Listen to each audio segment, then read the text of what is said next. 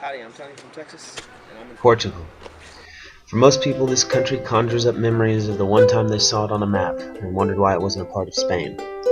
Others in the know might recall the first great European discoverers of Africa, India, and the New World, and their close ties to this country defined by the sea. For me, I just wanted somewhere with a nice beach to begin this 10,000-mile trek across Europe and the Middle East, and figured it was just best to start where the Atlantic Ocean ends and Europe begins. So my first stop was the old walled city of Lagos on Portugal's sunny southern Algarve coast. Unfortunately, due to some freak March weather, Lagos was more Scotland than sunny, with cold, wet, wind, and rain. At night, Lagos is notorious for its party life. It's about the equivalent of 3 Cancuns and a Padre Island in about a tenth of the space. Fortunately, no known footage of these nights exists. During the day, however, Lagos is a charming small town in its own right, with its old walls built to protect it from naval attacks after Portugal had already come to dominate the seas. So the next day I headed to the nearby town of Sagres, where ancient Europeans believed the end of the world was located.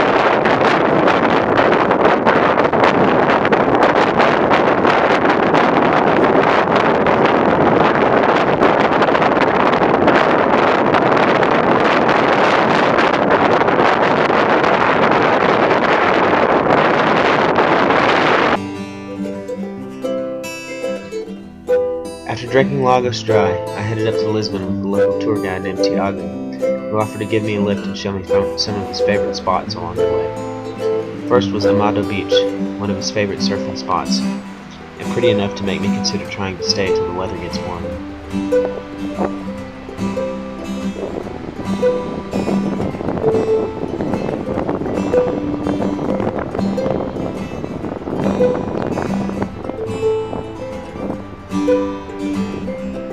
We also went back through Sagres, and I was able to enter the fort that stands on what was once Henry's School of Navigation. The next stop was one of the first castles conquered from the Moors in a town called Al-Jazura, which in Arabic means the bridge. We then stopped at a local seafood restaurant and tried a unique Portuguese delicacy called percebes. These are strange crustaceans that live at the tide mark on cliffs. The collection is very dangerous, and some fishermen lose their lives every year trying to collect the valuable, salty, strange things. After waking up in Lisbon the next morning, I took a train west to the historic city of Sintra.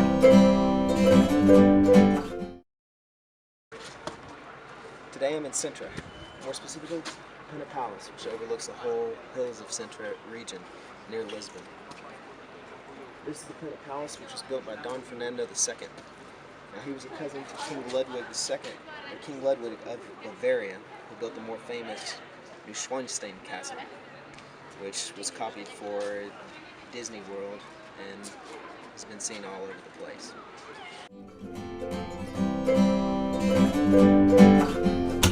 At first glance, Pena Palace comes decked with all the cheese of a Las Vegas casino, but it has a more modest interior, especially when compared to Neuschwanstein.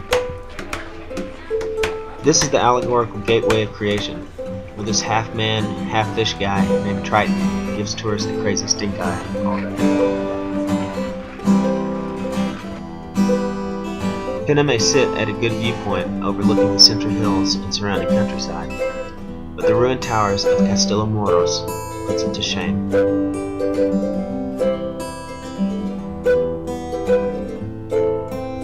The 1,000-year-old Moorish castle, which has changed hands from the Moorish Caliphate to the Spanish, to the Moors again, and finally to the Portuguese, is under major reconstruction and rehabilitation.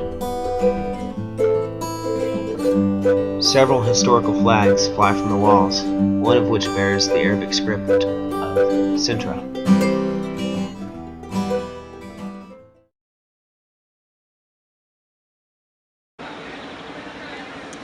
This is the monastery of St. Geronimo. It's really old.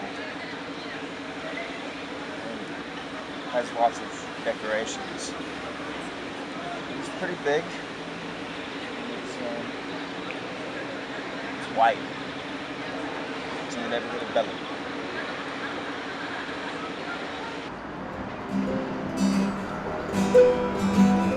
This is the Tower of Belem, in Lisbon's historical suburb of Belem.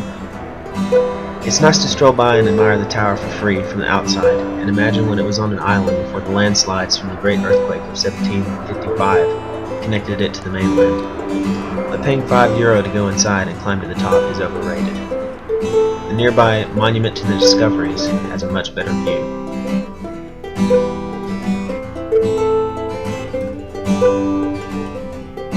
Pastel de nata is an egg custard pastry that is, in effect, the national dessert of Portugal.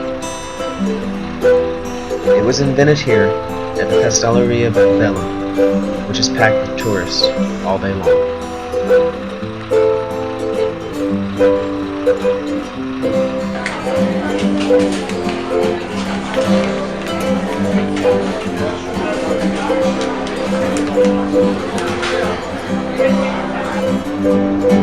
I think the pastel de nata is best enjoyed in a place like this.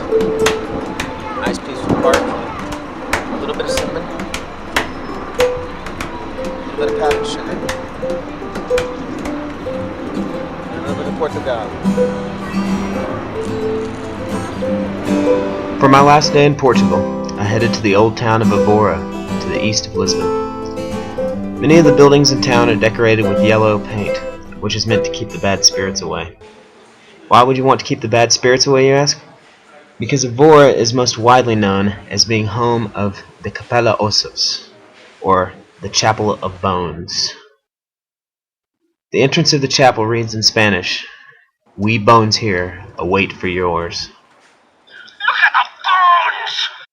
The Chapel of Bones was built by a Franciscan monk in the 1800s who felt that people were becoming too obsessed with material things and wanted to remind them of their looming mortality, and that their bones will not be too concerned with cell phones, ripsticks, and Pokemon cards, or whatever kids in the 1800s were crazy about. Overall, over 5,000 monks from the nearby cemetery have put their sweat, blood, and bones into the building of the chapel. Talk about smelling the bones again. Well, I think it's a good experience when you actually feel the presence of the bones and you can smell the bones. It's different from just looking at a two-dimensional photograph. Judging Portugal by its beer would be a poor test, as there are only two, and they're both terrible. But I was pleasantly surprised by almost every meal. It was all inexplicably good. The Portuguese people are kind, relaxed, and very willing to help tourists who come to visit their country, and any attempt to speak Portuguese is always met with a smile. More than anything, the people here just want to share their unique culture and help you learn about Portugal's personal identity and history, which is often unfairly overlooked in European travel today. In short, Portugal's really cool. You should go.